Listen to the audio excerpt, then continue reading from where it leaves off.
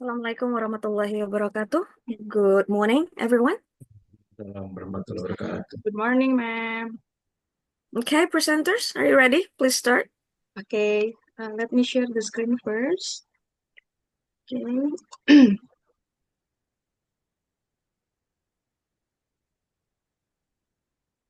Is it seen, guys? Yes. Very Okay. clear. Thank Thank you. you. Bismillahirrahmanirrahim. Assalamualaikum warahmatullahi wabarakatuh. Salam. Okay, good morning, everyone. How is it going today? Is it good? Very good. Thank you. Alhamdulillah. Okay, today I'm a solo presenter here and I'm going to walk you through one of the most important aspects of effective public speaking, using the language. Based on Stephen E. Lucas, The Art of Public Speaking, we will explore how the right choice of words, used clearly, accurately, vividly, and appropriately, can make the difference between a message that moves people and one that's quickly forgotten. So, whether you are speaking to inform, to persuade, or to entertain, let's discover how mastering language can help you become a more powerful and impactful speaker, especially for us as a teacher or an educator. Okay, next slide. Here's a quick look at what I'll discover in this presentation. The first one, I'll explain the importance of language in effective teaching and public speaking, and then I'll talk about the content, learn how to use clear, vivid, and appropriate language to engage and educate, and finally here, I'll give you the examples to explore classroom examples for practical application. Okay, why language matters? Language is more than just the vehicle for content. It shapes how students interpret what we say, how they feel about learning, and how deeply they engage. A well-chosen word can encourage curiosity, while a poorly chosen one can create confusion or even fear. That's why using language effectively is essential, especially in teaching. The first one we can see here, word shape how students learn and respond. Have you ever noticed how students light up when you say, "That's great idea," instead of just saying, "Correct"? The way we use words influences how they engage. If I say, "Let's try another way," instead of, "That's wrong," it encourages students to stay motivated and take risks. Okay, the second one here, we can see that language builds clarity, engagement, and trust. Clear instruction and supportive language help students feel safe and motivated.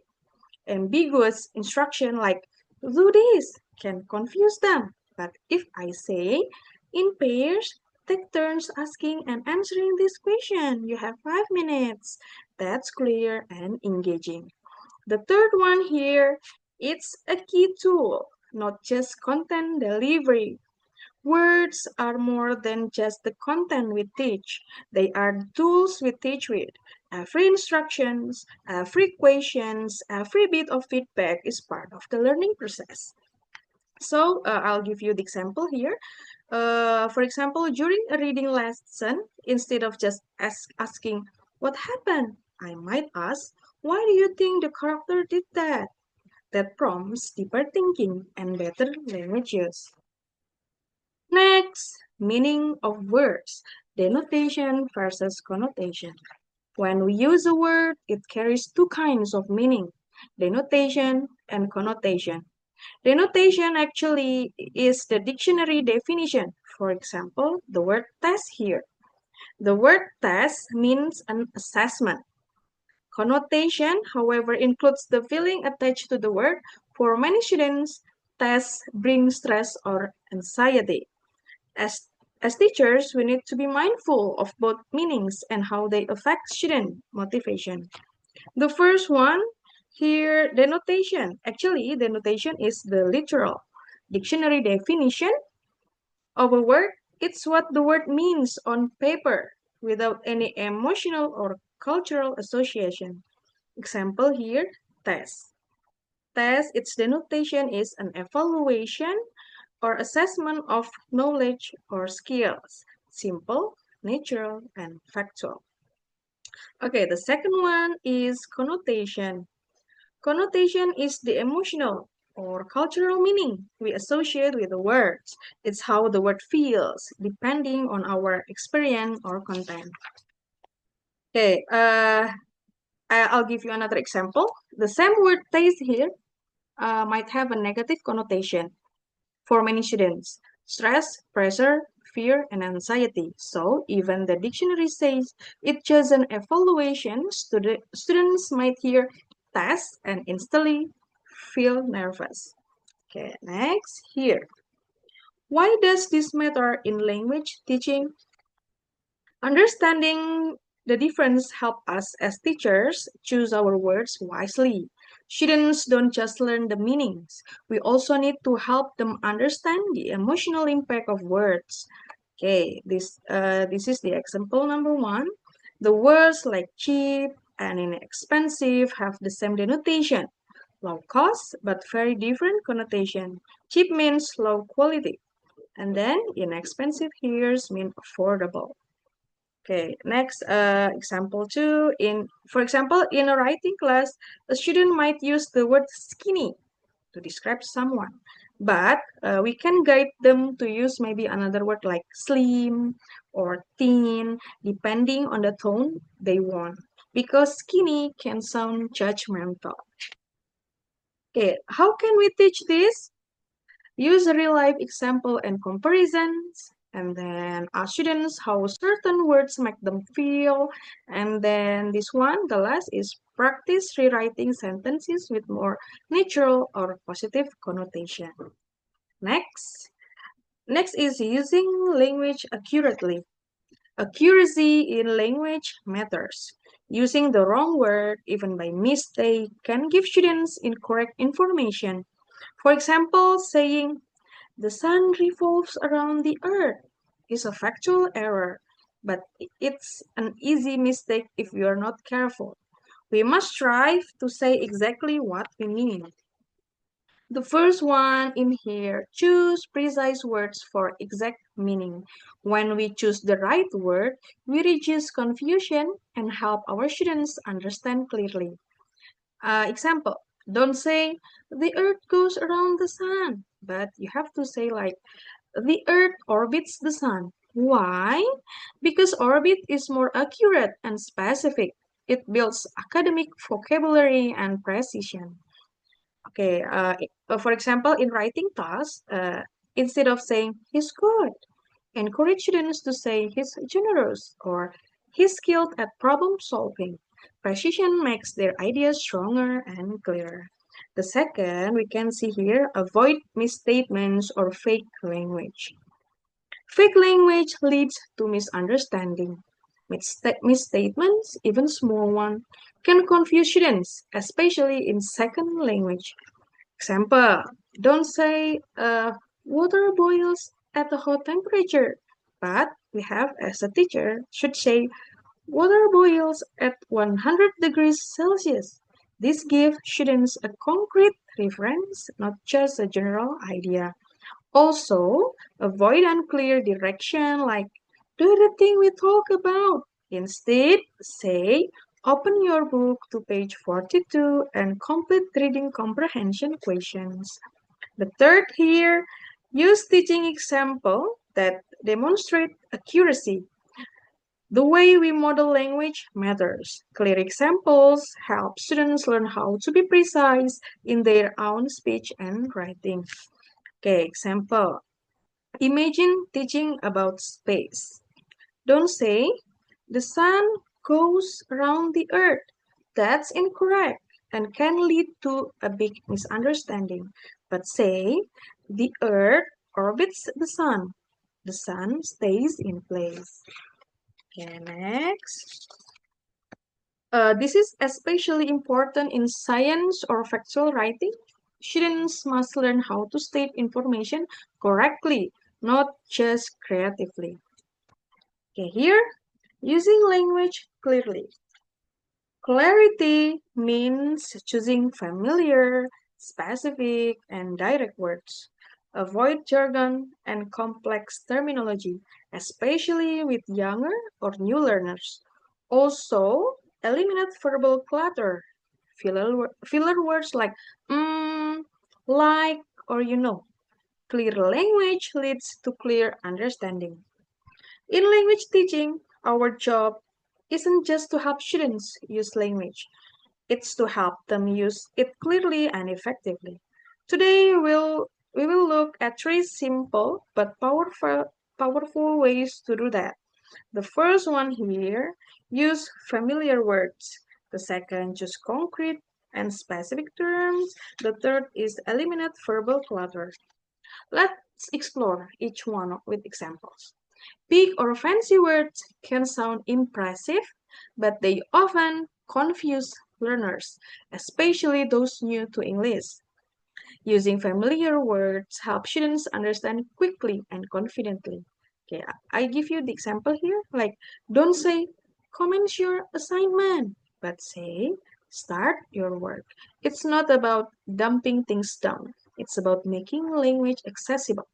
Once students master the basic, we can introduce more complex vocabulary gradually and with purpose. The second here, choose concrete and specific terms. Fake words lead to fake ideas. When we use concrete, specific language, we help students think and write more deeply. Example here, don't say, she did something nice, but you have to say, she helped her friend carry books. This builds stronger writing and encourages better storytelling, description, and explanations. It also helps students with word choice when they write essays, narrative, or reports. Okay, the third one here is eliminate verbal clutter.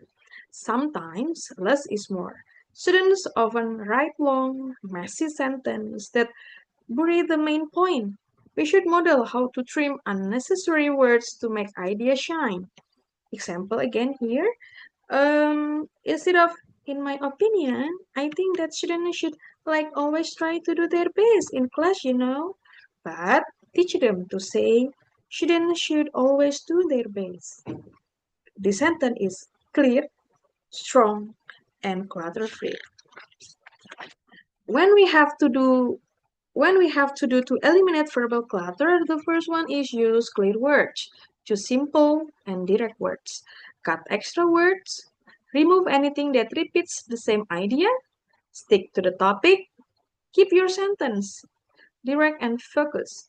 And then skip weak words. Avoid words like really or just that don't add meaning. Make sentences shorter. Break long sentences into smaller parts.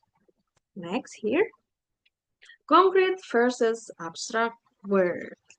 Concrete language is easier to visualize and remember.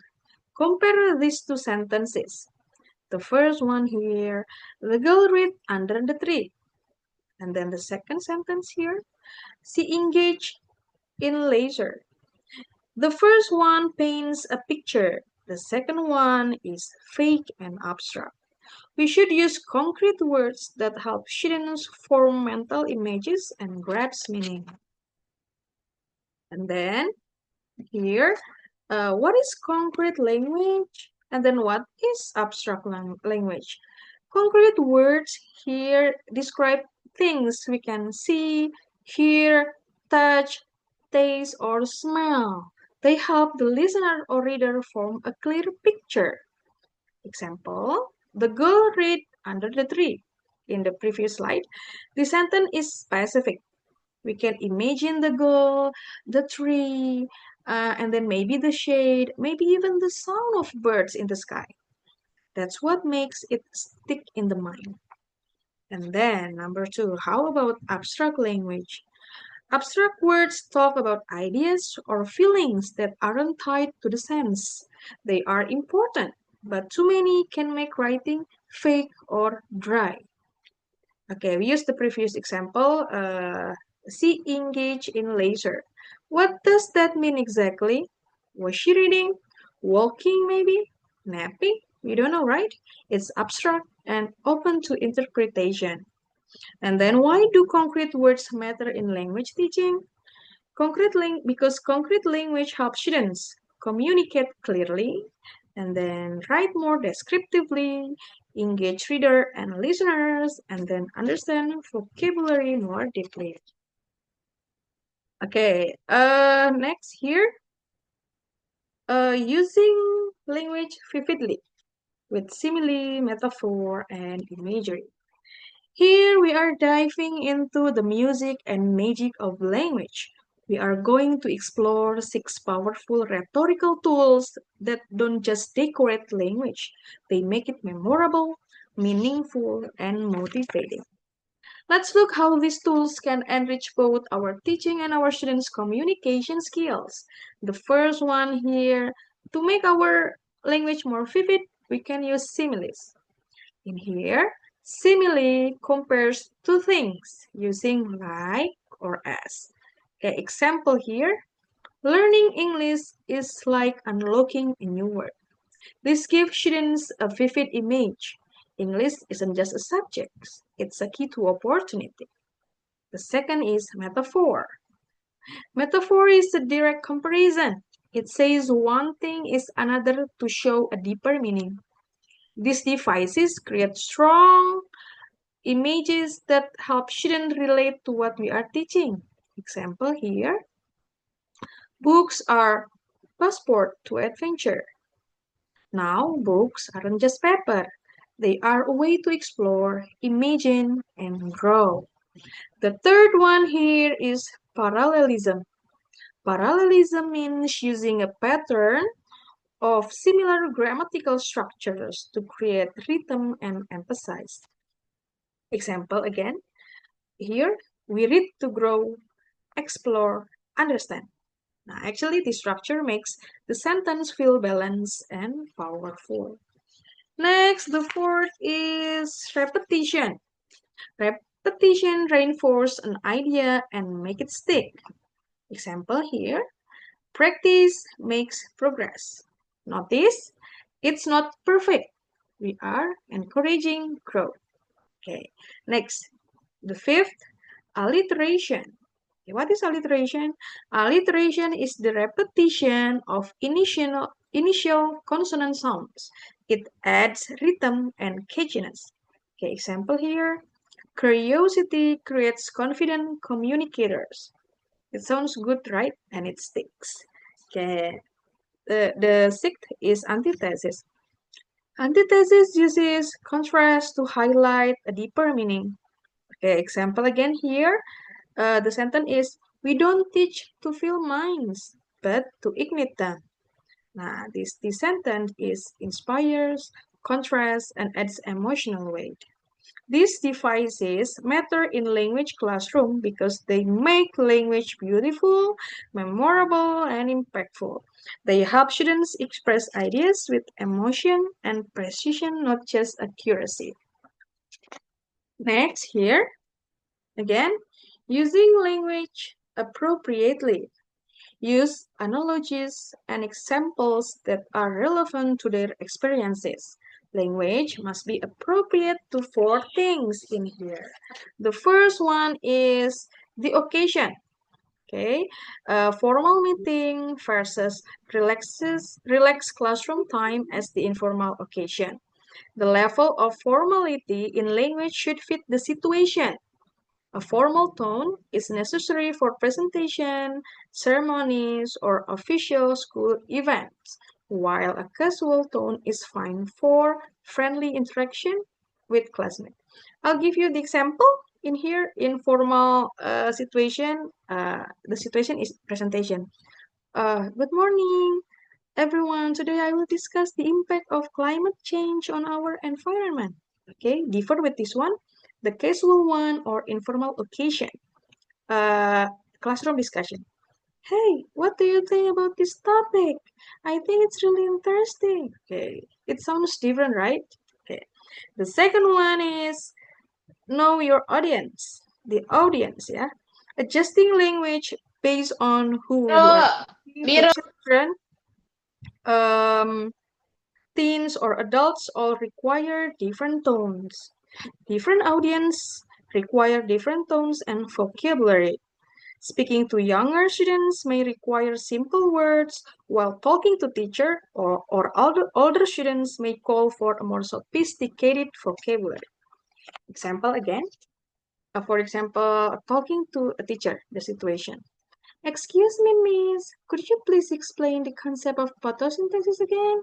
Okay, let's differ with this one. Talking to a younger student. Plants make their own food using sunlight. It's called photosynthesis. Okay, that sounds different, right? Okay, the third one here's the topic. Some lessons need sensitivity or seriousness. Some topics demand careful wording, especially when discussing sensitive subjects such as bullying, mental health, historical events. Using respectful language ensures discussion remain thoughtful and considerate. Okay, the fourth one here, stay authentic to your style. In here, the speaker, your own style and authenticity matter. Tailor your language to suit the context while staying true to your voice. While adjusting language to the situation is important, staying natural and comfortable in speech ensures that communication remains effective. Forced formal language may feel unnatural, while overly casual speech in serious settings may seem disrespectful. Okay, I'll give you example again. Formal but authentic. The situation is student council speech. Our goal is to make this school a better place for all students, and we appreciate your support. Okay, let's differ with another tone. Casual but still polite in group project discussion. Let's split the task so we can finish faster. What's work for everyone? Okay, the style is different, right? Okay, next. In here, by adapting your language while maintaining authenticity, you can communicate clearly and appropriately in different school settings. The last slide is about conclusion, the power of language. In summary, language is one of the most powerful tools we have as teacher and also as an educator. When we speak accurately, clearly, vividly, and appropriately, we help students not just understand, but feel inspired to learn. Let me leave you with a quote from Mark Twain. This one. The difference between the right word and the most right word is the difference between lightning and a lightning bug. Thank you. So, it's time to answer all the questions. The first question is from Mr. Arif Purnama. The question is, what strategies can a speaker use to avoid bias or inappropriate language when addressing a diverse audience? Okay, so Mr. Arif, the answer is based on Stephen L. Lucas in his book, The Art of Public Speaking, emphasizes the importance of ethical and audience-centered communication. There are actually several key strategies. The first one is be sensitive to language use because language has power and must be used ethically, so the speaker should, the first, avoid discriminatory language related to race, gender, religion, sexual orientation, age, or disability. Next, use inclusive terms that make everyone feel respected and acknowledged. Okay, next, the second strategy is adapt to the audience. We have to know that the demographic and psychographic traits of your audience, and then avoid making assumption or generalization, and then tailor your message to reflect the values, beliefs, and cultural backgrounds of the listener. The third strategy is avoid ethnocentrism. Lucas, in his book, warns speakers to guard against ethnocentrism. What is that? The belief that one's own group or culture is superior. This includes recognizing and respecting others' perspective, and then being cautious not to impose one's own cultural norm, or values. Okay, the fourth strategy is use ethical speech, such as respectful communication, even when discussing controversial topics, and then avoiding loaded or inflammatory terms, and then striving for clarity without offending or marginalizing anyone. The last strategy is choose your words carefully. Use precise, clear, and respectful language. Avoid slang, jargon, or idioms that could confuse some listeners.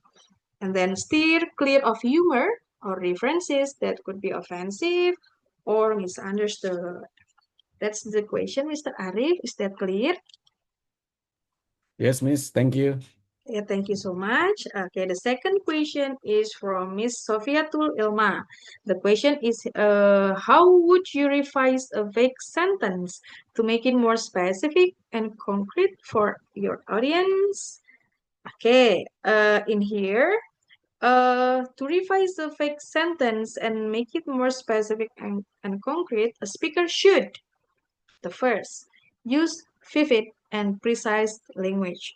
Lucas, in his book, emphasizes the power of concrete words and imagery to enhance clarity and engagement. Instead of abstract or general terms, choose words that call up clear mental pictures. Okay, next, avoid generalization. Replace broad statements with specific examples, facts, or figures that the audience can easily understand or relate it to. Okay, the third is use descriptive language. Lucas recommended using language that is descriptive and evocative, helping the audience to see, hear, or feel what is being described. The last one is clarify with examples or analogies.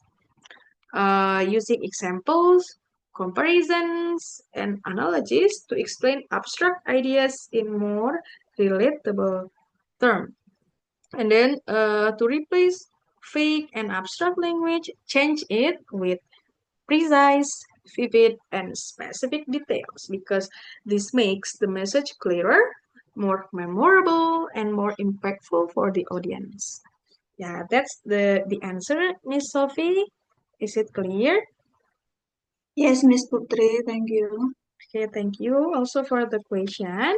The next question is from Miss Twini Zulia Pridayana. The question is, if you are discussing a topic with a friend who disagree with your opinion, how would you use language to defend your opinion without offending them? Okay. When discussing a topic with someone who disagree with you, the key is to use ethical, respectful, and audience-centered language. Okay, Lucas also in his book emphasizes that good speakers aim to communicate, not to attack, especially in persuasive contexts. Okay, here's how you can defend your opinion without offending. Okay, the first one is use respectful and courteous language. The importance of civility and ethics in communication, avoid harsh or judgmental words, speak with empathy and respect for the other person's viewpoint. The second way is acknowledge opposing views fairly. Lucas, also in his book, encourages speakers to address counter arguments honestly and respectfully, showing that you understand the other side.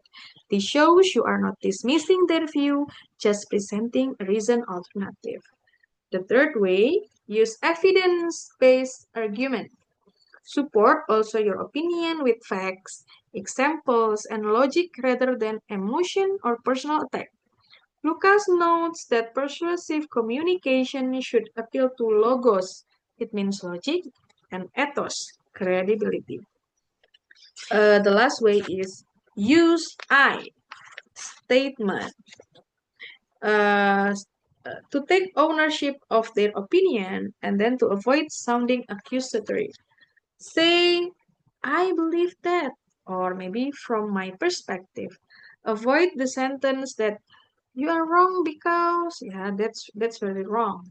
Okay, the last way is maintain a calm and friendly tone. Tone matters as much as words. Lucas reminds us as a speaker that delivery affects perception. A calm, respectful tone can diffuse tension. Okay, that's the answer, Miss Twinnie. Is that clear, Miss? Okay, next, the fourth question from Pak Hen. The question is, how can you simplify language complex terms without losing their meanings in an academic speaking? Okay, so the answer is simplifying complex terms in academic speaking without losing their meaning requires using clear, audience-centered language while maintaining accuracy. And then I give you some recommended strategies. The first one is use familiar language. That effective speaker must use words that the audience understand. Avoid jargon or overly technical terms unless you are sure your audience knows them. And then uh, the second strategy is define technical terms. When you must use academic or technical language, okay, define the term in simple words right away, as Lucas advised in the chapters on clarity in the book, right? And then um, the third is use analogy and examples. Using examples, analogies, and comparisons to explain abstract or complex ideas is more relatable way. And then the fourth strategy is break down the idea step by step. Lucas advised explaining complicated information in stages using a logical and organized sequence. First, you have to describe the basic concept and then add layers of detail as the audience understand. Okay, the last one, the last strategy is repeat and emphasize key points. To ensure understanding, repeating key ideas in different ways and emphasizing main points with transition and summaries. So this approach keeps your message clear, accurate, and accessible even when the topic is complex. That's the answer, Mr. Han. Is that clear?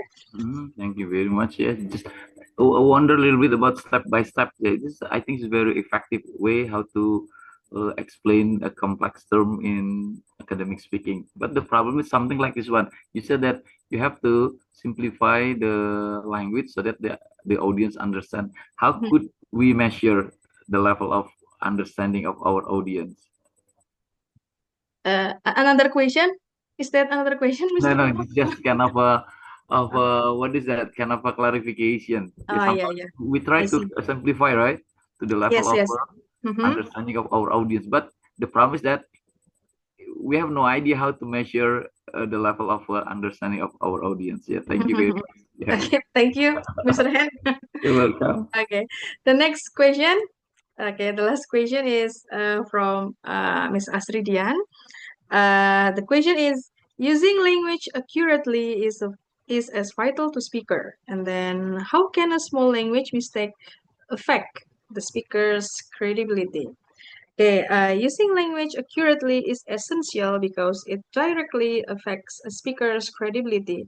Even a small language mistake can have a big impact on how the audience perceive the speaker. Here's how, based on Lucas' teachings. The first one is accuracy reflects intelligence and competence. Lucas explains that accurate word choice shows that the speaker understands the topic. A small mistake, such as misusing a word or mispronouncing a term, can make the audience question the speaker's knowledge or education. Okay. The second, errors can distract or confuse the audience. Lucas warns that language mistake can break the flow of a speech. If the audience is puzzled by a wrong word or unclear phrase, their attention may shift from the message to the error. Okay, so this can reduce the effectiveness of the speech and can cause misunderstanding. The third here is credibility is built on trust and precision. A speaker who uses fake, incorrect, or misleading language may appear careless or untrustworthy. So Lucas also in his book emphasizes that speaker must say what they mean and mean what they say. Okay, as example, inaccurate language, even unintentionally, can damage the audience trust in the speaker. And then the last is language reflects preparation. The clear and accurate language shows that the speaker has prepared carefully. A small slip might suggest a lack of preparation, which can reduce the speaker's credibility. Therefore, using language accurately is not just about grammar. It's about building authority, trust, and effective communication. Yeah, that's the question to Miss Astridian. Okay, thank you so much. That's all from me. I hope this presentation I shared was helpful and insightful. If there's anything missing, it can be completed by or edited by Dr. Feni. Thank you so much. Wassalamualaikum warahmatullahi wabarakatuh. Waalaikumsalam warahmatullahi wabarakatuh. Warahmatullahi wabarakatuh. Thank you very much, Ms. Putri, for the presentation. Okay, congratulations. The presentation is good. I'm happy. So I'm just going to give some input.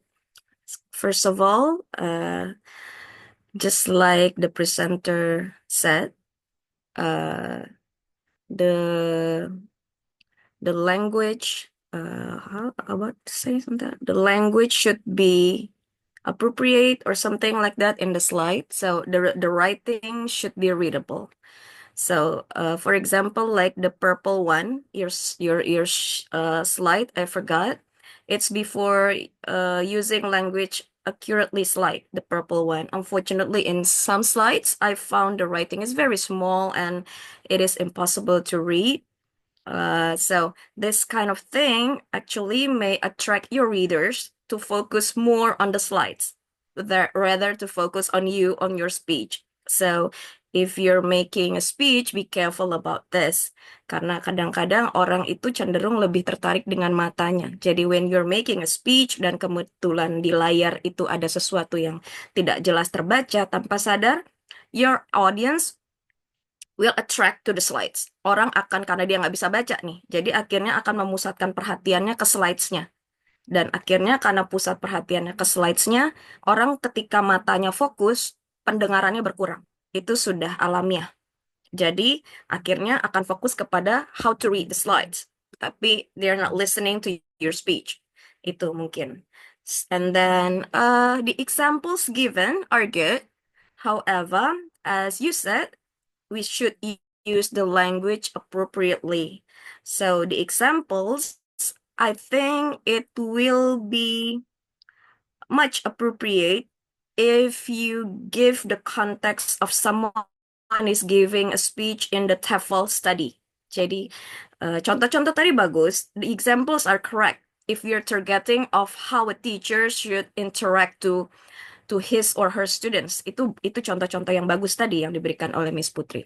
Namun, kalau seandainya kita memberikan contoh yang terkait dengan how to give a speech in TEFL study, contoh-contoh tadi mungkin kurang appropriate. Seperti tadi, the language is not appropriate.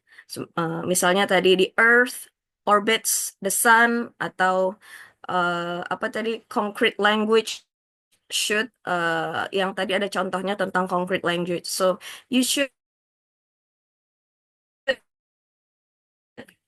give mungkin jauh lebih baik ketika kita memberikan kalimat-kalimat konkret pada saat we are giving a speech gitu. Not about how a teacher is interacting to his or her students. Karena kita ngomongnya sekarang konteksnya adalah speech, giving a speech, memberikan pidato gitu ya. Kalau contoh-contoh tadi kan itu lebih kepada bagaimana seorang guru baiknya berinteraksi dengan muridnya. So it is not a speech, definitely, right? Sementara topik kita adalah scientific speech. Jadi akan jauh lebih baik kalau diberikan contoh-contoh yang when we're doing the speech relating to our major, which is TEFL. Itu mungkin akan jauh lebih baik. But I do appreciate your effort because you have given so much examples and it shows that you do try to prepare this assignment seriously. So I'm happy. So untuk itu secara umumnya ya. Kemudian terkait dengan topik ini, using language appropriately, the choosing of our words should depends on the audience. Itu juga should depends on the audience, the occasion, and the purpose of our speech. Kita mau ngapain? So tujuan kita mau membuat pidato ini apa? And then select your words based on those things. Jadi baru kita pilih kalimat-kalimat kita mau seperti apa. So, yang pertama tadi adalah choosing language accurately. So, relating to our TEFL context, for example, misinterpreting the data or making a statement that is false. If you're, for example, if you're discussing research on language acquisition, you citing some specific findings and accurately. Jadi itu yang disebut tidak akurat. Padahal mungkin the number is very important. Jumlahnya mungkin sangat penting untuk itu. Tapi ternyata you don't give the right number. So it is not accurate. Mungkin kita bisa bilang misalnya children acquired 50 words between 12 and 18 months according to blah blah blah 2000 to some apa gitu. Jadi harus ada diberikan itu secara detail because it is essential to avoid false information karena memang terkait dengan data yang harus disampaikan itu penting. And then using the language clearly. Using the language clearly. If I give you send to our WhatsApp group, you can read syntax acquisition can be influenced by both internal and external linguistic variables. After reading that, compare the sentence with this one. How children learn grammar can be affected by both their own development and their environment. Which one for you is easier to comprehend? The first one or the second one? The second one, ma'am. The second one is much easier, right? Ya, ini yang namanya gunakan bahasa yang lebih mudah dipahami. Itu maksudnya. So, yang atas dengan bawah itu, it is the same meaning. It's just the choice of words is more complicated. So, itu yang dimaksud dengan tadi gunakanlah bahasa yang clear. So, clarity is the key in academic discourse in any kind of speech. So, use that and then keep it simple and direct. Itu yang harus dilakukan. And then the third one, using language vividly. You can use some figure of speech. You can use some concrete sentences. Nah, ini yang tadi saya maksud concrete sentences. What kind of concrete sentences? Seperti apa sih maksudnya concrete sentences itu? Mungkin tadi harusnya diberikan contohnya yang terkait dengan pidato. Misalnya, learning a language is like building a house. At first, you lay the foundation with your basic vocabulary. And then you add the structure of the house with grammar. Eventually, you adding the finishing touches with some advanced expressions. For example, like that. Itu orang akan membayangkan ketika seperti itu, oh ya, berarti pertama fondasinya adalah vocabulary awal yang kita pahami. Jadi orang akan membayangkan flooring lantai itu adalah vocabulary. And then you add the structure, bangunannya dengan the grammar. And then you finish it with some advanced expressions. Jadi vividnya itu akan terbayang. Jadi itu contoh yang lebih related dibandingkan dengan contoh yang tadi. Contoh yang tadi itu betul, tapi bukan when you're not, itu bukan ketika kita membuat speech ya. Itu lebih cocok untuk interaksi guru dengan murid. So this imagery will help the audience to have their own imagination about the message that you're trying to convey. And then you language appropriately. Nah, ini yang tadi. Jadi contohnya gunakanlah pada contoh-contoh yang cocok untuk ini. Misalnya tadi pertanyaannya Pak Hen, how to simplify, bagaimana supaya membuat kalimat atau term yang sulit menjadi mudah, misalnya. Tadi sudah dijawab, lalu kemudian tadi ada muncul lagi pertanyaannya Pak Hen, bagaimana kita tahu the level of our audience? Preparation, of course. When you're going to make a scientific speech, it's not just a common speech. This is scientific speech. Of course, you should know who are going to be your audience. You should know the background of your audience. Karena ini bukan sekedar pidato umum di lapangan lagi 17-an gitu kan. Ini adalah scientific speech. So of course you should know better about your audience who are going to watch your speech. So for example, when I was invited to be a speaker in a workshop or seminar, the seminar was held in the junior high school. The school asked me to give some insights to the teachers about teaching, of course. The expected goals from the school. Saya tentunya harus tahu dulu ini apa yang diharapkan dari sekolah ini. When they were audiensnya siapa yang akan tonton gitu. Of course the teachers from the school. Jadi tentu saja saya bisa mengukur level dari penonton saya adalah guru SMP, and that time I remember I find out about their syllabus, their RPS, because I had to make sure that they would relate to all the speech I would be given.